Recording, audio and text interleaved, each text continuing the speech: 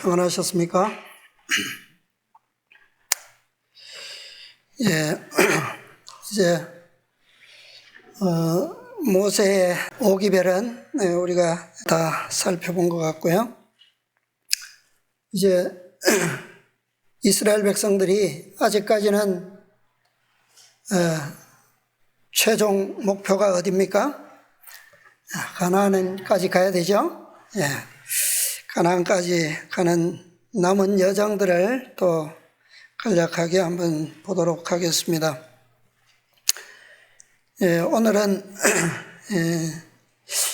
성경 말씀만으로 좀 보도록 함께 보겠습니다. 신명기서 2장입니다. 신명기 2장 2장 14절부터 19절까지 먼저 보겠습니다. 14절로 19절 좀 읽어주세요. 가데스 바네아에서 떠나 세렛 시내를 건너기까지 38년 동안이라. 이때에는 그 시대의 모든 군인들이 여호와께서 그들에게 맹세하신 대로 진중에서 다 멸절되었나니, 여호와께서 손으로 그들을 치사 진중에서 멸하신 고로 필경은 다 멸절되었느니라. 모든 군인이 사망하여 백성 중에서 진멸된 후에 여호와께서 내게 일러 가라사대, 네가 오늘 모압 변경 아르를 지나리니. 예.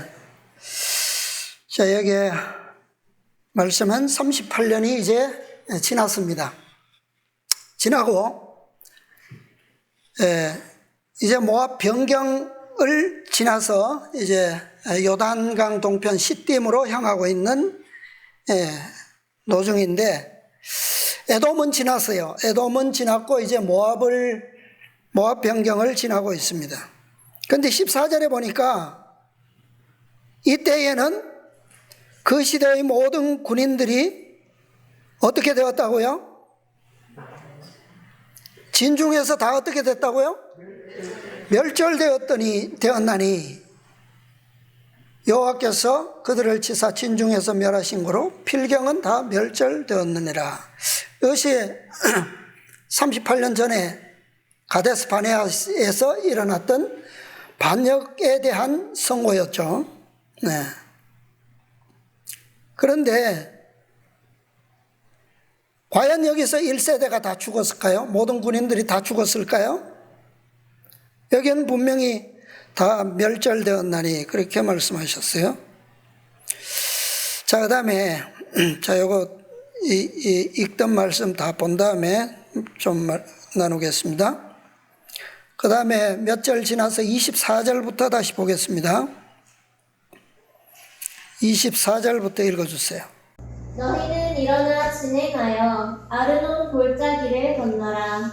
내가 헤스본 왕 아모리 사람 시몬과 그 땅을 내 손에 붙였은즉 비로소 더불어 싸워서 그 땅을 얻으라. 오늘부터 내가 천하 만민으로 너를 무서워하며 너를 두려워하게 하리니, 그들이 내 명성을 듣고 떨며 너로 인하여 근심하리라 하셨느니라.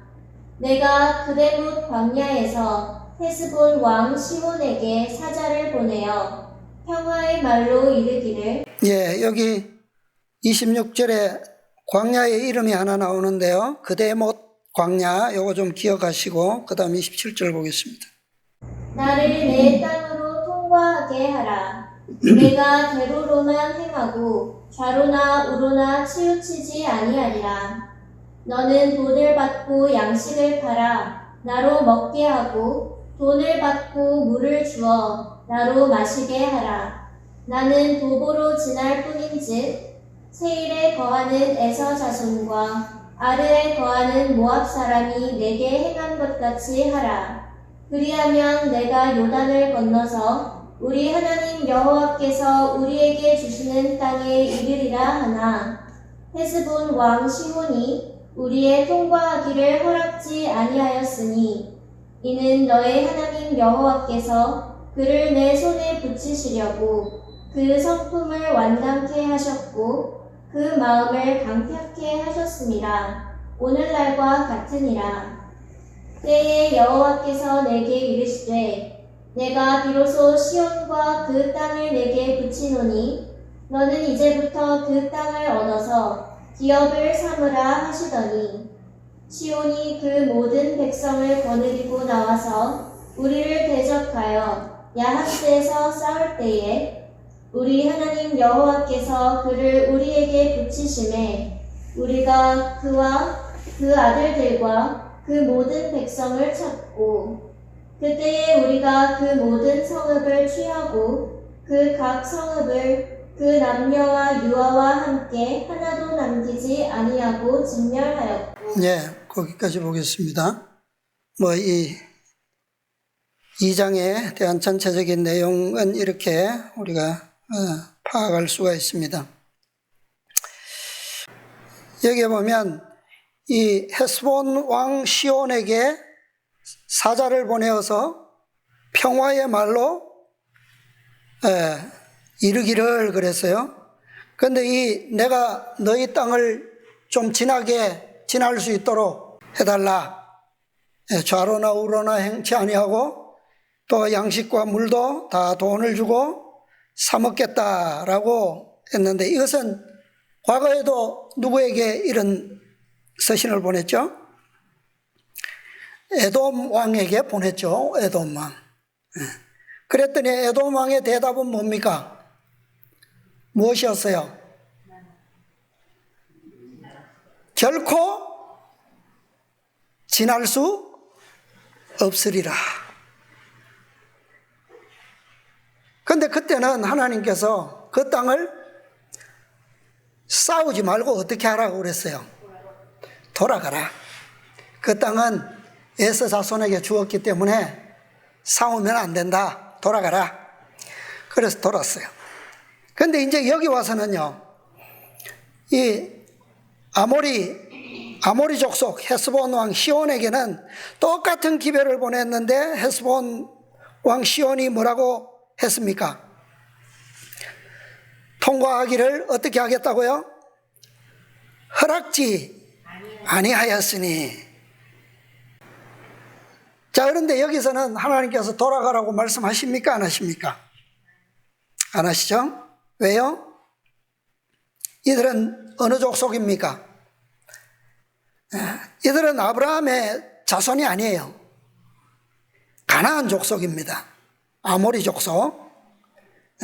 그래서 하나님께서 아브라함 때로부터 시작해서 지금 400년 동안 그 자손들에게 가나안에 거하는 가나안의 자손 10족속들을 멸하고 그 땅을 너희 자손에게 주리라 라고 약속해 오셨어요.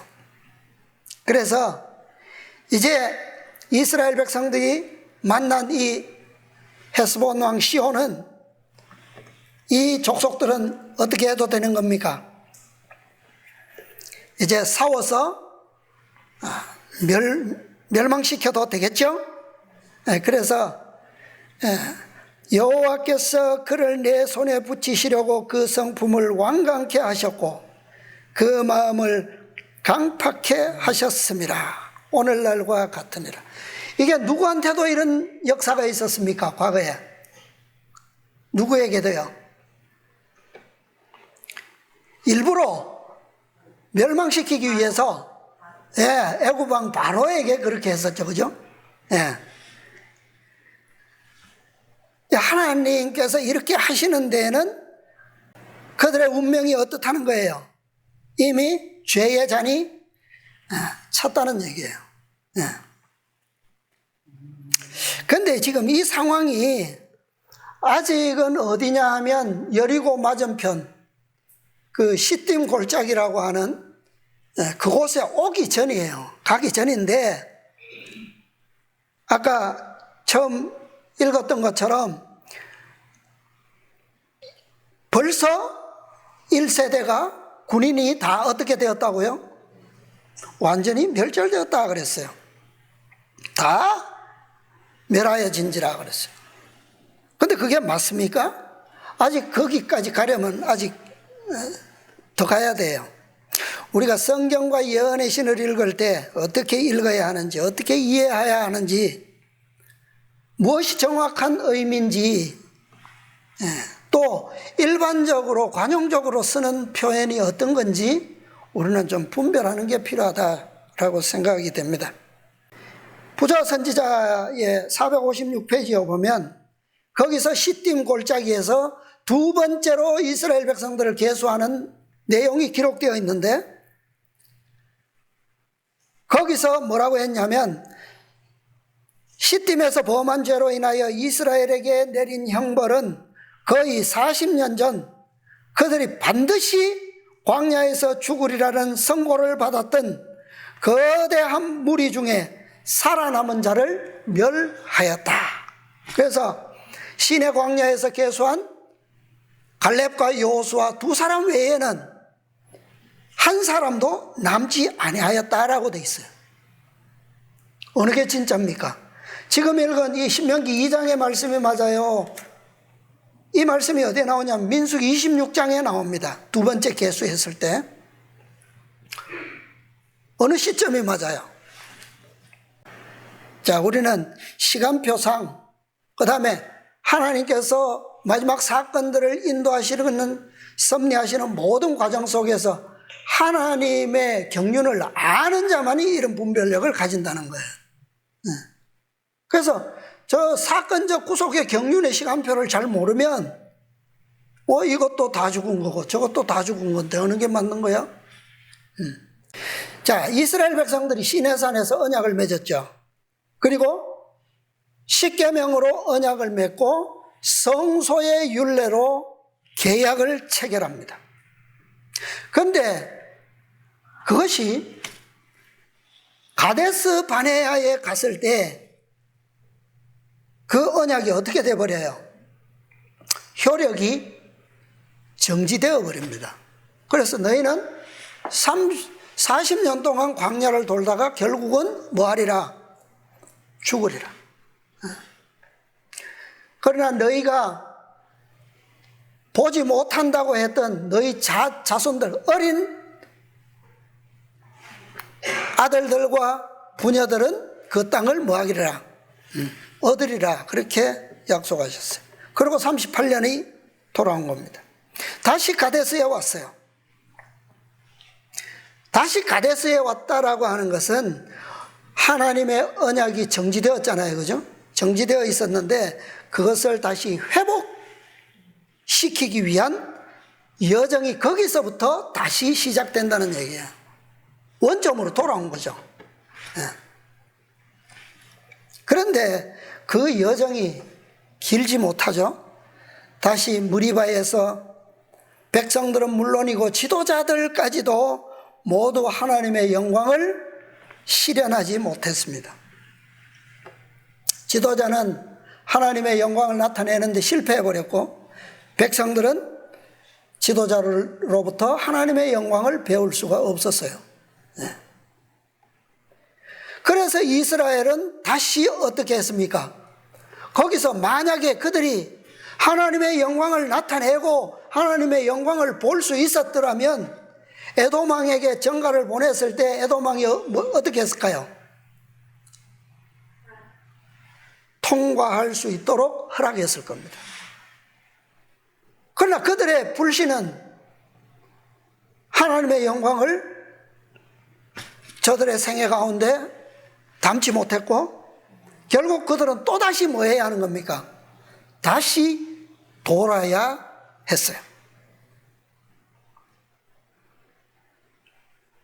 그래서 근데 도는 것을 우리가 생각할 때 말씀을 볼 때 그 표현들이 하나도 우리가 의미 없는 표현이 없어요. 다 우리는 의미 있게 그 표현들을 봐야 돼요. 왜냐하면 예언의 신도 다 영감으로 주어진 기록된 말씀이기 때문에 그것은 무의미한 문자가 없습니다. 다 의미를 가지고 있어요. 그래서 그 에돔을 돌아가는 것은 어느 방향으로 돌아가느냐 말이에요. 어느 방향으로. 자, 지금 이 지도가 없어서 좀 여러분들 머릿속에 그리기가 좀 그런데 애굽에서 가나안을 향해서 가는데 이렇게 동북쪽으로 올라가면 가나안 땅이에요. 팔레스틴입니다. 그런데 이스라엘 백성들은 동북쪽으로 가지 않고 어디로 갔어요? 출애굽에서 계속 동남쪽으로 왔습니다. 동쪽으로 왔어요. 동쪽으로 와서 홍해를 건넜고 다시 동쪽으로 가다가 시내산에 진을 쳤어요. 거기서 언약을 체결하게 된 겁니다. 그런데 거기서 언약을 체결하고 이제 여기서 약속의 땅으로 가나안 땅으로 가려면 북쪽으로 가야 돼요. 위로. 이제 꺾어서 애굽에서 이렇게 와서 이렇게 가야 가나안입니다. 그런데 가다가 가나안 변경에 뭐가 있어요? 가데스가 있습니다. 가데스 바네아. 그런데 그 가데스에서 실패했고 40년을 저 남쪽 미디안 땅을 돌아서 다시 가데스에 왔어요. 그러면 시내산에서 38년을 잘라내고 다시 가데스에 온 것처럼 시작이 되는 겁니다. 그런데 여기서 또 실패했다 그랬잖아. 실패해서 그 다음에 이스라엘 백성들이 에돔을 돌아가는데 어디로 돌아야 되느냐? 어디로 돌까요? 자, 애굽에서 동쪽으로 와서 북쪽으로 가다가 가데스에, 자, 여기서 에돔 왕에게 기별을 보냈는데 거절이에요. 그러면 이스라엘 백성들이 가나안을 가기 위해서는, 자, 고장 올라가면 사해 바다예요. 왼쪽으로 해서 북쪽으로 가면 팔레스틴인데, 또 오른쪽으로 해서 북쪽으로 가면 요단 동편이 되는 거예요. 어느 쪽으로 갔을까요? 동쪽으로 돌아가는 거예요. 동쪽으로. 이게 의미가 있다는 거예요, 다. 자, 그래서 동쪽으로 돌아가다가 다시 그 도는 길이 돌아가는 것으로 인해서 백성들이 뭐 했다고 그랬습니까? 불평하고 원망하고. 그래서 그들이 당한 결과가 뭐죠? 광야에서 불뱀이 나와서 진에 들어와서 백성들을 물었어요. 많은 사람이 죽었습니다. 그때 모세가 어떻게 했어요? 놋뱀을 만들어서 장대 위에 높이 달고 그것을 백성들은 뭐 했습니까? 쳐다봤어요. 그곳이 바로 살모나와 분원이라는 곳입니다. 바라봤어요. 자, 백성들이 바라봄으로 어떻게 되었어요? 살았어요. 하나님의 영광이 나타났습니까? 나타났어요? 네. 백성들은 하나님의 영광을 본 거예요. 여기서 이스라엘은 비로소 하나님의 품성의 영광을 볼 수 있었고 그분을 배울 수 있었다는 겁니다. 그게 마지막 기별이 주어진 곳이었어요. 자, 이제 마침내 이스라엘은 약속의 땅을 성취할 수 있는 언약을 이룰 수 있는 준비가 된 거예요. 왜? 하나님의 영광을 보았고 배웠기 때문에. 지금까지 제대로 배우지 못했던 것을 여기서 그들은 마지막으로 배울 수가 있었어요. 그래서 이제 그들이 도착한 곳이 오늘 읽은 이곳입니다. 모압과 아모리의 경계 지역에 온 거예요. 그래서 드디어 하나님께서 뭐라고 말씀하셨습니까? 헤스본 왕 시온의 마음을 어떻게 하셨다고요? 완악하게 하시고 강팍해 하셨다. 그것은 어떻게 하시려고? 그들 이스라엘에게 붙이시려고. 그 말은 무슨 말이에요? 아모리 족속의 왕인 시온을 이스라엘 백성들에게 붙이신다라고 하는 것은 그들을 멸하고 그 땅을 뭐 하라는 겁니까? 얻으라는 거예요. 취하라는 거예요, 이제. 이 명령이 출애굽 이후로 처음으로 이스라엘의 믿음으로 싸워서 얻게 하시는 유업의 땅입니다. 첫 땅이에요, 이게. 뭐가 되니까? 이스라엘의 믿음이 준비되니까 비로소 땅을 얻을 기회가 주어진 거예요. 그래서 가나안 점령은 동쪽에서부터 시작됩니다. 동쪽에서부터. 원래 가데스에서 정탐꾼을 보낼 때는 남쪽으로 올라가는 방향이었어요. 남쪽에서 북쪽으로. 그런데 지금 이스라엘 백성들이 완전한 믿음이 갖추어져서 가나안을, 약속의 땅을 점령하는 그 방향은 어디서요? 동쪽에서 해 뜨는 곳으로부터 시작되는 겁니다. 이게 하나님의 싸움의 마지막 전쟁의 특징입니다. 마지막 전쟁의 특징. 어디서부터 시작된다고요? 동쪽 해 뜨는 곳. 해 뜨는 곳의 상징은 그리스도입니다. 그리스도. 의의 태양. 의의 태양. 신명기서 2장. 아까 기억하라고 했죠? 몇 절이죠? 26절. 내가 그대못 광야에서 헤스본 왕 시온에게 사자를 보내어 평화의 말로 이르기를. 자, 여기 그대못이라고 나오죠. 그죠? 이 그대못이 무슨 말이냐 하면 케데모트인데, 케데모트. 이 케데모트는 동쪽 땅이라는 뜻이에요. 동쪽 땅. 그러니까 이스라엘 백성이 있는 곳이 지금 아모리 왕이 있는 헤스본보다 동쪽이라는 말이에요. 그러니까 이스라엘 백성들이 동쪽으로 왔는데 그들이 올 수 있는 동쪽 끝에 와 있는 거예요, 지금. 그곳이 바로 그대못 광야입니다. 동쪽 땅. 그래서 여기서 이 아모리 족속 헤스본 왕 시혼을 어떻게 하겠다고요?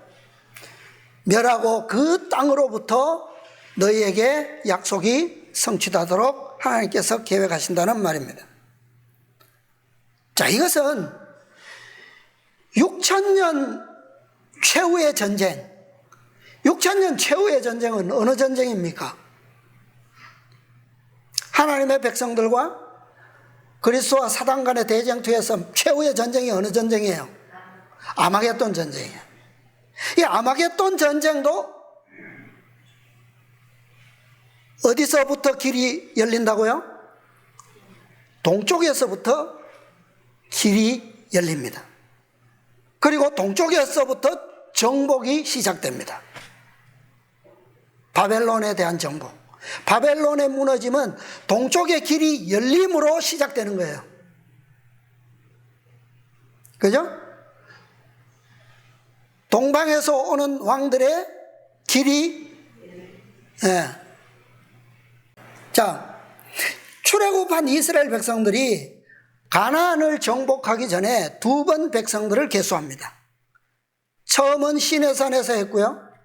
그 다음에 저 시딤 골, 요단 동편에서 마지막으로 하게 되는데, 근데 시내산에서 계수된 1세대 군대가 가나안 땅을 눈앞에 두고 실패했어요. 그죠? 가데스에서. 왜 실패한 원인이 뭡니까? 실패한 원인. 자, 영적으로는 우리는 뭐 많은 설명을 할 수 있어요. 성경적으로든 예언의 신으로든 너무 많은 말씀이 있기 때문에. 근데 우리가 보이는 대로 한번 생각을 해보자고요. 보이는 대로. 지도를 놓고 펼쳐보면 이 1세대 군대, 시내산에서 조직된 1세대 군대는 가나안을 기준으로 보면 남쪽에서 조직된 거예요. 시내산은 남쪽입니다.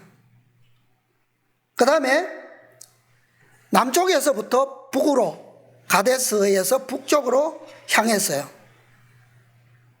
그게 1세대들이 가나안을 성취하기 위한 진입 경로입니다. 그런데 2세대 군대는 가나안 동쪽에서 조직되었고 개수되었고 동쪽에서 출발해서 요단강을 건너서 가나안으로 들어가요. 다르죠, 그죠? 자, 38년 전에 1세대가 배우기를 거절했던 기별, 그 기별을 2세대들은 어떻게 배웠죠? 그냥 배운 게 아니에요. 하나님께서 인도하시는 방향이 있었는데 그 방향이 어디로 가는 방향이에요? 북쪽으로 가다가 실패하면 다시 어디로 돌이킵니까? 다시 동쪽으로 돌이키셔요. 동쪽으로. 이 세대들은 계속 동쪽으로 가면서 그 믿음을 배우는 거예요. 그게 하나님의 섭리였습니다. 그래서 자, 동쪽으로 간다라고 하는 것은 누구를 바라보고 있는 겁니까? 어디를 바라보는 거예요? 의의 태양 되시는 그리스도를 향하고 있다는 말이에요. 우리가 이 믿음을 배울 수 있는 방법이 그거예요. 그게 하나님께서 우리에게 경영하시는 훈련 방법입니다. 끊임없이 뭐 하라고요? 그리스도를 바라보라. 바라봄으로 우리는 변화되고 승리한다. 그것은 다른 말로 하면 이스라엘 백성들의 경험으로 하면 어디로 간다는 말입니까? 그게 동쪽으로 간다는 말이에요. 동쪽으로. 그래서 동쪽으로 인도하시고 그들에게 그곳에서 무엇을 주셔요? 기별을 주셔요. 그리고 백성들로 하여금 언약을 성취할 수 있는 능력의 그 근원이 어디에 있는지를 배우고 경험할 수 있도록 하시는 겁니다. 그래서 마침내 그들이 완전한 동쪽에, 가나안의 완전한 동쪽에서 재조직되었을 때, 2세대들이 계수되었을 때, 그때 그들은 비로소 가나안을 정복할 수 있는 완전한 준비가 거기서 이루어진 것입니다. 그래서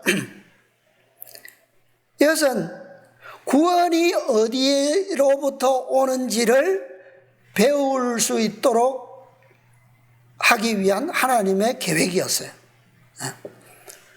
자, 출애굽에서 이스라엘 백성들 앞에 위기가 나타났는데 홍해 바다가 딱 가로막고 있어요. 좌우로는 높은 산들이 솟아있고 뒤로는 바로가 쫓아오고 있고 앞으로는 바다가 막고 있습니다. 그 바다가 어떻게 갈라졌어요? 바다가 홍해가 어떻게 갈라졌습니까?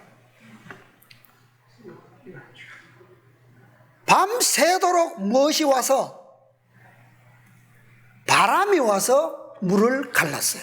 근데 그 바람이 어디서 온지 아십니까? 나중에 그 출애굽 사건 한번 찾아보세요.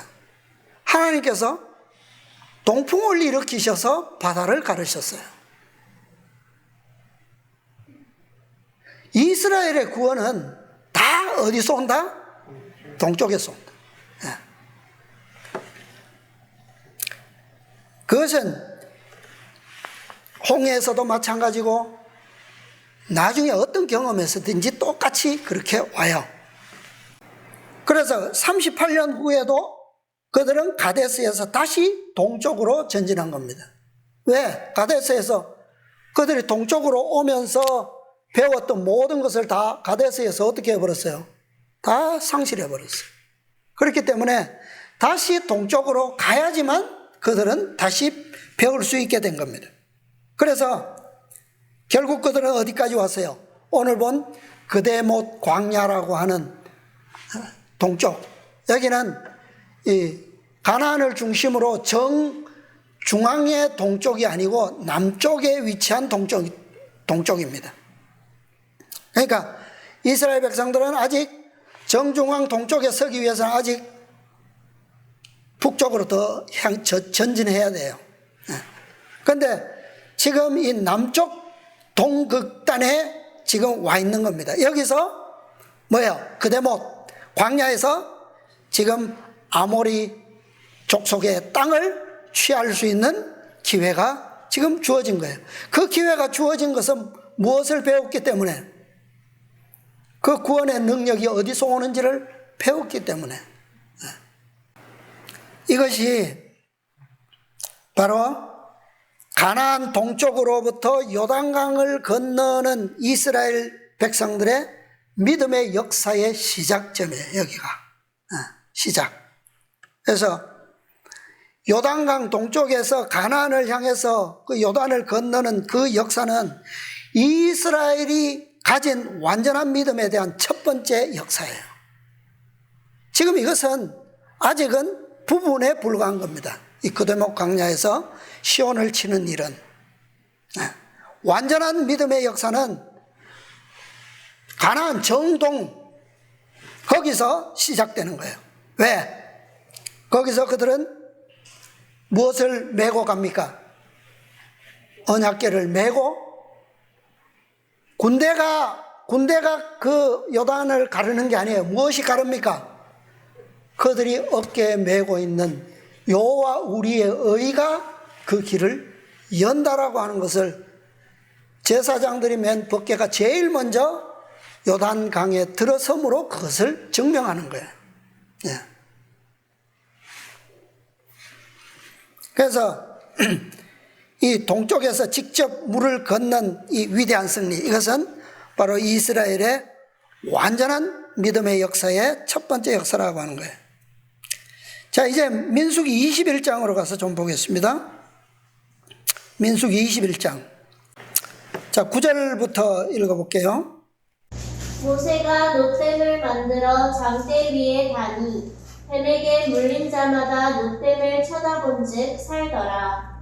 이스라엘 자손이 진행하여 오봇에 진쳤고 오봇에서 진행하여 모압 앞 해돋는 편 광야 이에아바림에 진쳤고. 자, 여기도 어떻게 기록되어 있어요?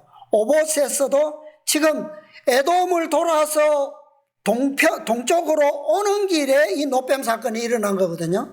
그런데 오봇에 진쳤고 오봇에서 진행해서도 어디로 가고 있습니까? 지금 해돋는 편으로 계속 가고 있어요.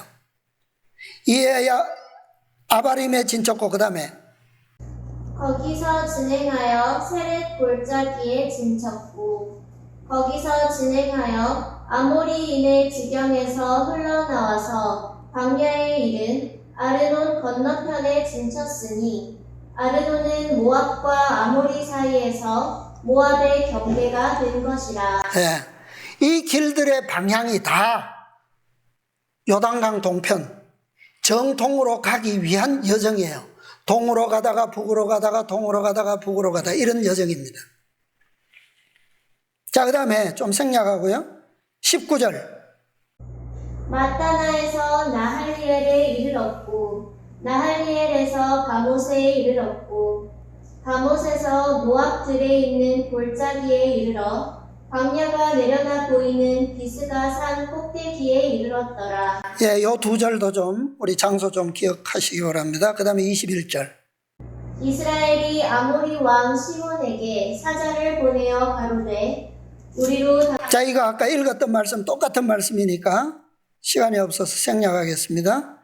자, 그래서 24절에 보면 이스라엘이 칼날로 그들을 쳐서 파하고 그 땅을 아르논부터 야복까지 점령하여 암몬 자손에게까지 미치니 암몬 자손의 경계는 견고하더라. 자, 이 아르논 강은 어디냐면 사해 바다 중간쯤 됩니다. 남북의 중간쯤 되는 위치에 아르논 강이 동서로 뻗어 있어요. 그래서 거기서부터 위로 이 요단강 사해와 요단강변에 이 아모리 족속 헤스본 왕 시온의 왕국입니다. 거기를 다 어떻게 했다고요? 쳐서 파하고 점령했죠. 자, 그 다음에 31절부터 다시 보겠습니다. 이스라엘이 아모리인의 땅에 거하였더니 모세가 또 보내어 야세를 정탐케 하고 그 촌락들을 취하고 그곳에 있던 아모리인을 몰아내었더라. 돌이켜 바산길로 올라가매 바산 왕 옥이 그 백성을 다 거느리고 나와서 그들을 맞아 에드레이에서 싸우려 하는지라. 여호와께서 모세에게 이르시되 그를 두려워 말라. 내가 그와 그 백성과 그 땅을 내 손에 붙였나니 너는 헤스본에 거하던 아모리인의 왕 시온에게 행한 것 같이 그에게도 행할지니라. 이에 그와 그 아들들과 그 백성을 다 쳐서 한 사람도 남기지 아니하고 그 땅을 점령하였더라. 자, 여기 보면 이제 이스라엘이 그 사해 동쪽으로 이렇게 요단강 변경까지 차지하고 있는 아모리 왕 시혼을 정복했어요. 그 다음에 그 주변의 아모리 족속 다 멸했습니다. 근데 이제 그 요단강을 따라서 좀 더 올라가니까 큰 왕국이 있는데 누구예요? 바산 왕국이 있습니다. 바산 왕국. 바산 왕국의 왕이 누구예요? 옥. 예, 옥입니다. 이 옥은, 이 시온은 또 아무것도 아니에요. 옥에 비하면. 왕국도 크거니와 이 자손들은 이 아낙 자손들처럼 거인들이에요.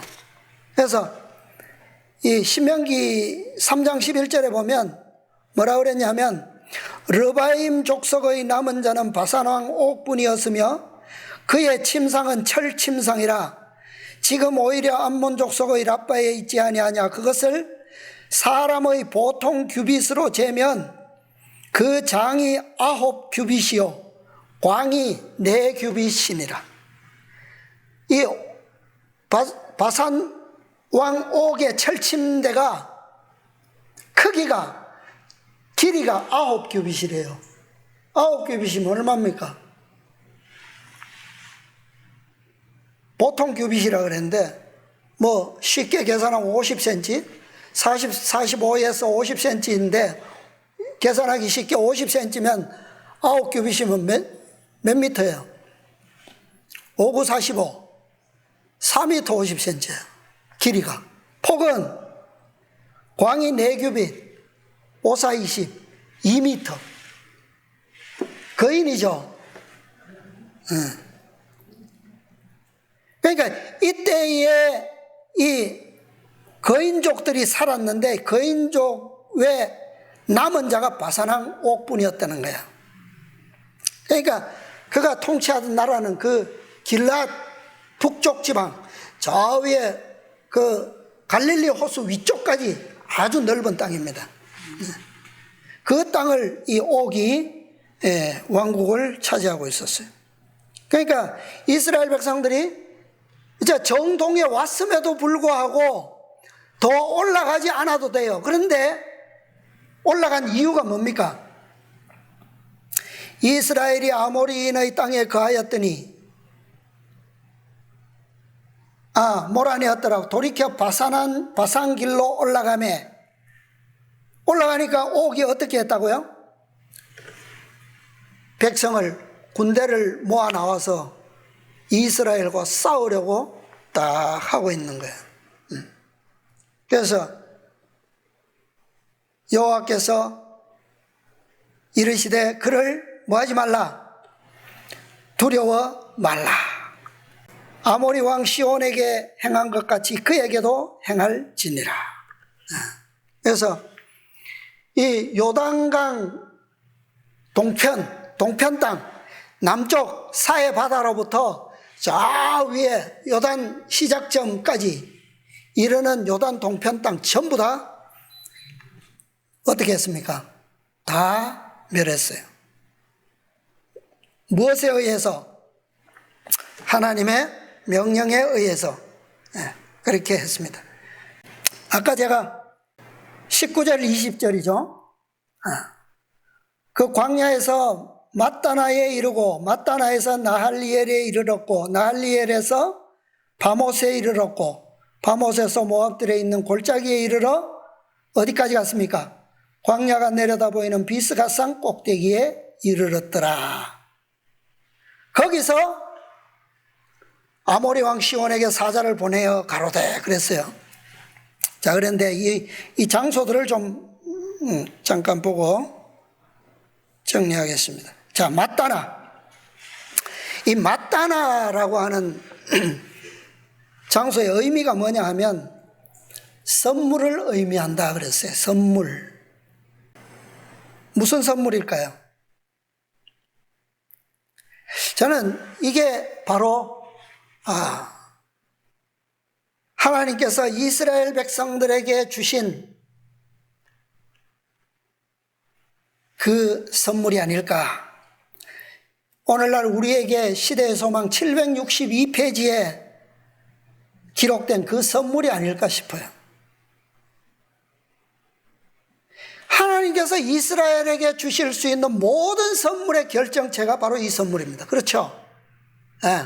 이건 시작부터 끝까지 완결체예요. 아주 선물의 결정체입니다. 율법의 의로서 인정받은 의입니다. 그렇죠? 구원. 우리는 율법의 의로 구원받을 수 없지만 그리스도께서 그 의를 이루시고 그것을 우리에게 무엇으로 주셨다고요? 선물로 주셨습니다. 과거의 모든 죄를 용서하실 뿐만 아니라 앞으로 우리가 가나안까지 가야 할 가는 여정에서 닥치게 될 모든 사단의 원수들, 악의 세력들, 그 권세와도 싸워서 이길 수 있는 무엇까지? 하나님의 속성의 능력까지도 주셨다. 불어넣어 주셨다. 뭐 이거 외에 더 선물이 필요합니까? 그죠? 그게 맛다나예요. 그 다음에 이런 곳이 어디입니까? 나할리엘. 나할리엘은 이 나할에서 유래된 단어이고 의미는 하나님의 계곡을 의미한대요. 하나님의 계곡. 하나님의 계곡. 계곡에는 무엇이 흐릅니까? 물이 흐르죠. 자, 나할에서 유래했다 그랬으니까 나할의 의미를 또 좀 보면 좋을 것 같아요. 이 나할의 의미가 뭐냐면 급류 계곡, 급류. 이 히브리 말로는 또 다른 말로 와디 뭐 그렇게 얘기하는데 급류.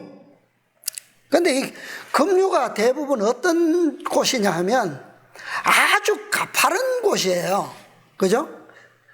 가파른 곳인데 그런 가파른 곳에서 물이 계속적으로 흐르는 그런 급류가 잘 있나요? 잘 없어요. 비가 오면 급류가 순식간에 내려오고 또 비가 오지 않을 때는 물이 말라버리는 그런 특징이 있어요. 그래서 이 나할은 일반적으로 우기에는 세찬 급류로 흐르다가 비가 오지 않을 때는 강바닥이 말라버리는 그런 시내를 가리킵니다. 자, 이 나할의 의미를 좀 생각해 보니까 이게 지금 이스라엘 백성들에게 있어서는 지금 마지막 때거든요. 그죠? 네, 이제 하나님께서 주신 모든 기별을 다 받았고 배웠고 이제는 뭐 하기 시작한 겁니까? 약속의 땅을 지금 취하기 하고 있는 거예요. 그런 상태에서 지금 이 나할리엘에 온 겁니다. 오늘날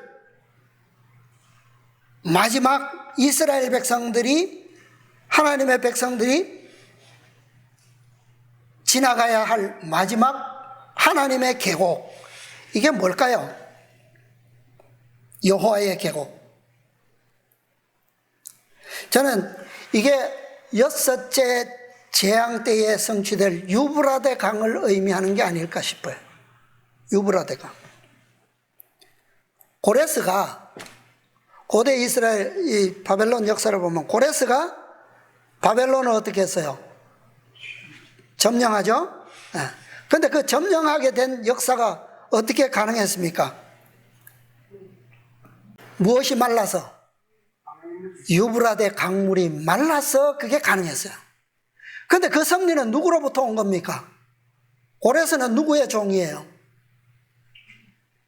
하나님의 종이에요. 여호와의 종. 그죠?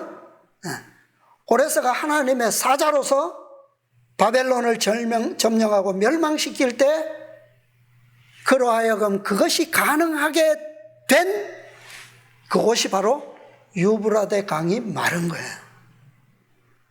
하나님의 섭리로 마른 거 아닙니까? 그죠?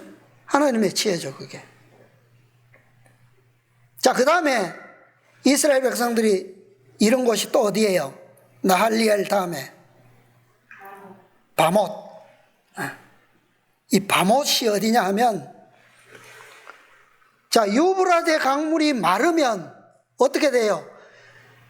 계시록 16장 여섯째 재앙의 상황을 보면 강물이 말라서 어떻게 되더라? 동방에서 오는 왕들의 길이 뭐 되더라? 예비되더라. 자, 그러면 그곳에 누가 모여 있다는 겁니까? 그 강을 건너면 왕들이 다 모여 있겠죠, 그죠? 그래야지만 전쟁이 되니까. 이 바못의 의미가 뭐냐 하면 높은 곳들. 그런데 이 고대 이스라엘 이 팔레스타인 땅의 높은 곳들은 다 바알 산당들이에요, 다. 바알의 우상들이 모여 있는 곳입니다. 그러니까 바못의 의미가 바알의 산당이라는 뜻이에요. 높은 곳. 그러니까 아마겟돈으로 왕들을 모은 그 바벨론의 보좌가 있는 곳, 그곳이 아마 바못이 아닐까. 거기를 지나서 이스라엘 백성들이 어디에 가죠? 마지막으로 비스가산. 비스가. 이 비스가산의 뜻은 뭐냐면 이 파사그에서 유래했는데 이 단어가 갈라진 틈. 지금 요 사건 지나면 민수기 다음 장에 가면 어떤 사건이 나오냐 하면 모압왕 발락이 누구를 불러요? 마술사 발람을 불러서 이스라엘을 뭐 하라고? 저주하라고 초청했는데 그 발락이 발람을 데리고 간 곳이 어디냐 하면 비스가산 꼭대기예요. 비스가산 꼭대기에서 이스라엘을 내려다본 거예요. 다시 말하면 그 사건을 23장입니다. 23장에 읽어보면 이 산 꼭대기에다가 발람이 무엇을 쌓도록 했냐면 7개의 제단을 쌓도록 했어요. 송아지와 뭐 양과 이런 제물들을 준비해서 7개의 제단을 탁 쌓고 그리고 혼자 거기서 하나님께서 무슨 말씀을 하실는지 과연 이스라엘을 저주할 수 있을지 그러고 있는 거예요. 그런데 결과는 어떻게 됐습니까? 이스라엘을 저주하는 것이 아니라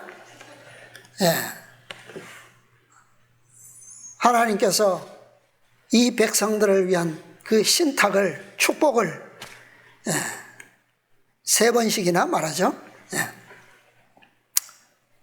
그래서 이 이스라엘 백성들이 여기에 왔어요. 여기서 이제 북쪽으로 바산한 옥을 치고 다시 돌아와서 그 땅을 나눈 다음에 루벤 지파, 갓 지파, 므낫세 반 지파들에게 나누어 준 다음에 이제 거기서부터 어디로 갑니까? 요단강을 건너서 여리고로 가게 되는 거예요. 자, 그런데 이게 거짓 선지자 발람이 이스라엘 진영과 그 다음에 그 백성들이 유업으로 얻게 될 팔레스틴이 보이는 곳이에요. 왜? 모세도 이곳에 올랐잖아요. 여기서 죽었잖아요. 그곳에서 무엇을 봤어요? 약속의 땅의 아름다운 광경을 다 봤습니다. 멀리까지 다 봤다 그랬어요. 저 서해 지중해 바다까지, 해변까지. 저는 이 산이 아마도 어떤 산일까 생각해 봤는데, 사단이 예수님을 시험할 때 그를 어디로 데려갔습니까? 예수님을. 그가 높은 산 꼭대기에 가서 무엇을 보여주었다 그래요? 온 세상의 영광을 다 보여주었다. 네가 내게 절하면 이 모든 것을 네게 주리라. 하나님께서 주시기로 한 그 약속을 사단이 하는 거죠. 근데 그 약속을 말로만 하는 게 아니라 어떻게? 장소도 똑같이 하는 거야. 다 보이도록. 그죠?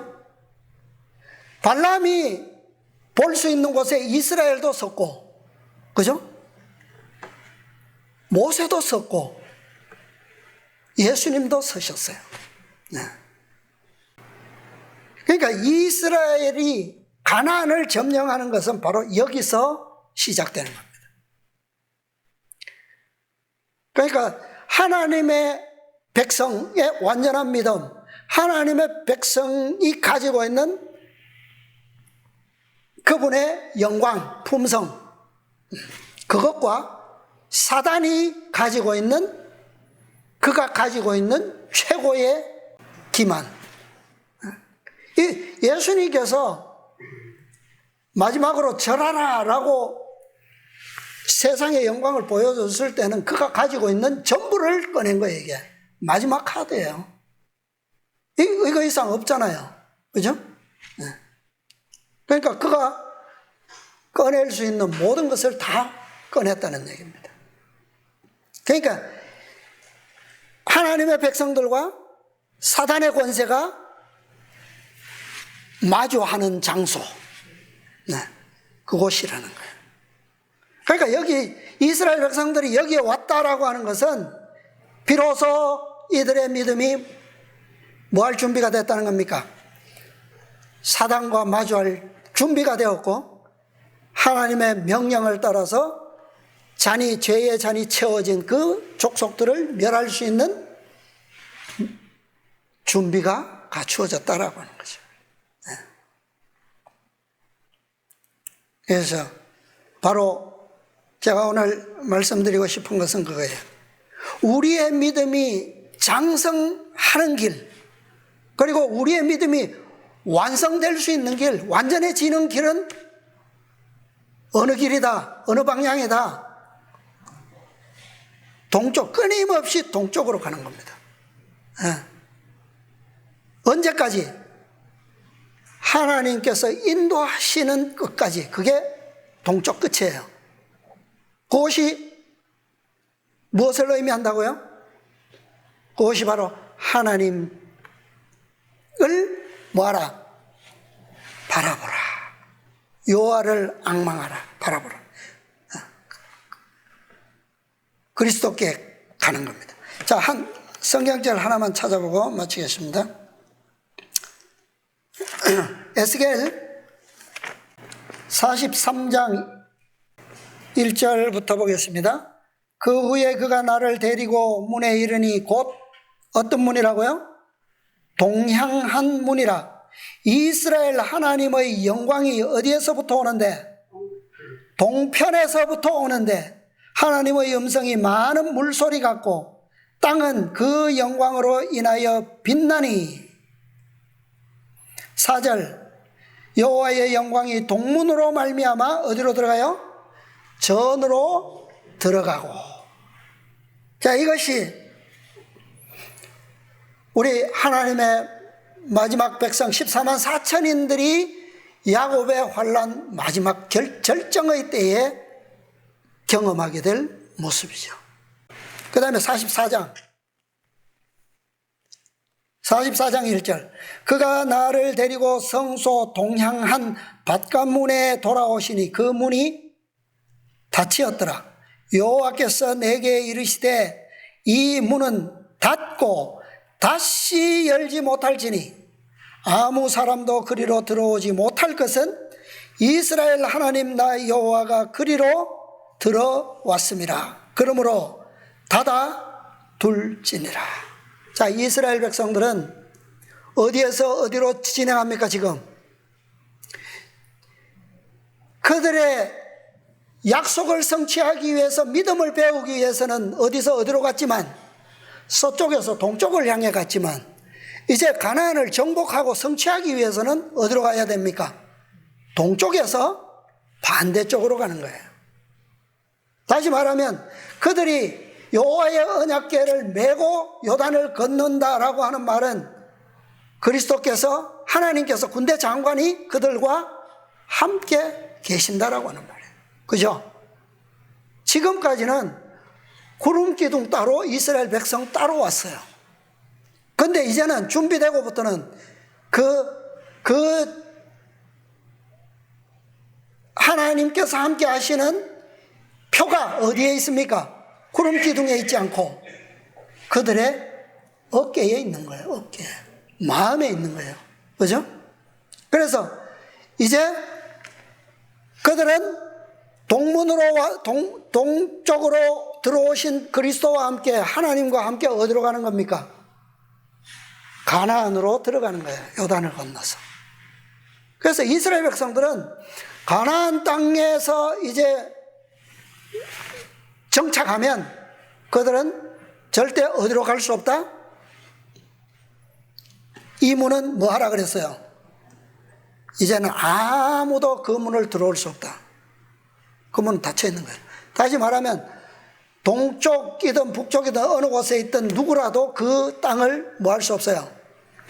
침범할 수 없는 겁니다. 그리고 이스라엘 백성들도 그 문을 나갈 수가 없어요. 왜? 그 문을 나간다라고 하는 건 뭡니까? 또 다른 반역을 의미하는 거예요. 그죠? 네. 그래서 이것은 바로 하나님의 구원은 어디로부터 오는 것이다? 동쪽으로 시작되고, 우리는 그 구원의 능력을 어떻게 그곳을 향하여 배울 수 있다는 겁니다. 우리의 믿음이 그리스도를 향하여 완전해지기까지 끊임없이 우리가 믿음으로 전진 어느 쪽으로? 그리스도를 향하여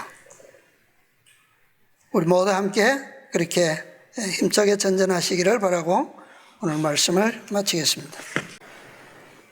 하늘에 계시는 사랑과 자비가 풍성하신 저희들의 아버지 하나님, 오늘도 저희들에게 세상이 알지 못하는 이 복된 안식일을 허락해 주셔서 또 천년계의 아름다움과 또 아버지의 놀라운 세계와 경륜들을 만끽할 수 있는 이 안식일 저희들 허락해 주셔서 감사합니다. 아버지, 우리의 마음속에 참으로 엿새 일을 다함으로 안식일에 쉬셨던 것처럼 그 날이 이를 때에 안식일이 이르러 우리에게 복을 명하셨던 것처럼 이제 재창조의 6일이 이제 맞춰가고 있음을 압니다. 아버지의 이때에 참으로 우리에게 소중한 기별을 보내주시고 우리로 하여금 이 세상을 창조하신 아버지의 능력과 또 우리를 이 모든 행복과 특권을 누릴 수 있도록 다스릴 수 있는 권리를 주시기 위하여 우리를 아버지의 형상으로 꼴지어 주셨던 그 역사를 이제 우리를 통하여 이제 마칠 때가 되었음을 압니다. 아버지의 이 놀라운 경륜을 우리가 마음에 깊이 새길 수 있도록 도와주시고 참으로 우리가 아버지께서 우리에게 축복하시는 바 그 축복을 우리가 믿음으로 누리며 감당할 수 있도록 아버지와 준비하시는 또 우리를 인도하시는 그 섭리들을 이 시간에 보았사오니 아버지여, 우리의 믿음을 참으로 아버지께서 뜻하신 바 그 완전한 섭리에 우리의 믿음이 부응할 수 있도록 도와주시고, 또 우리의 마음이 아버지의 말씀의 계시들로 인하여 충분히 감동되게 도와주셔서 아버지, 우리가 이제는 어떠한 길로도 돌이키지 아니하고 아버지의 영광을 온전히 배워서 아버지와 함께 이제 가나안을 점령하는 이 세상 바벨론의 모든 악의 세력을 점령할 수 있는 그런 마지막 능력자들이, 사명자들이 될 수 있도록 우리를 축복해 주시옵소서.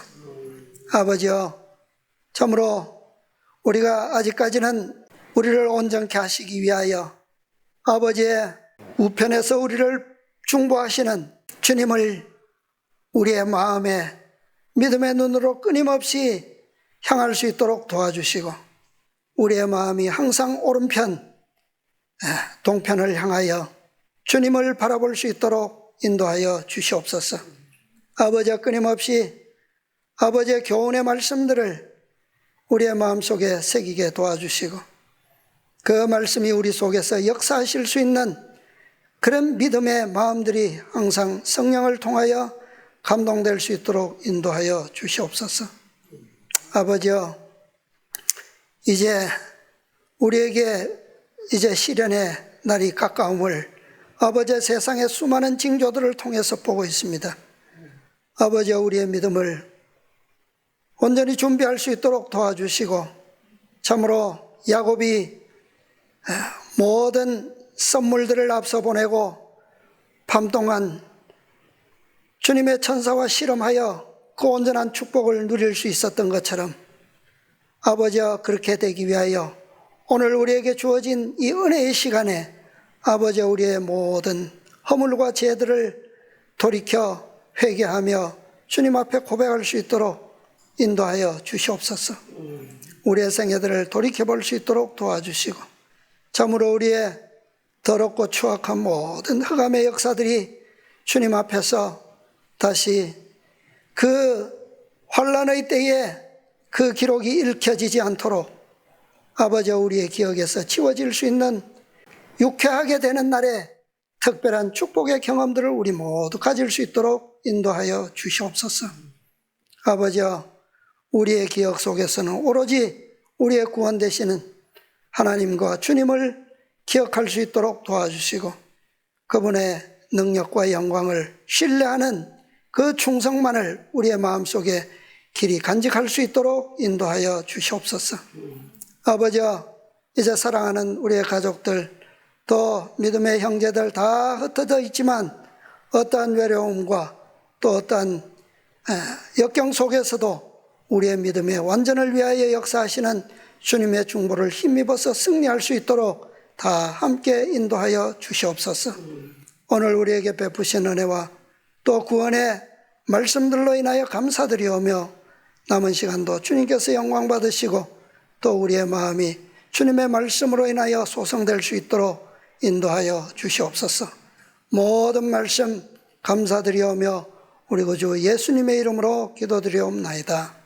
아멘.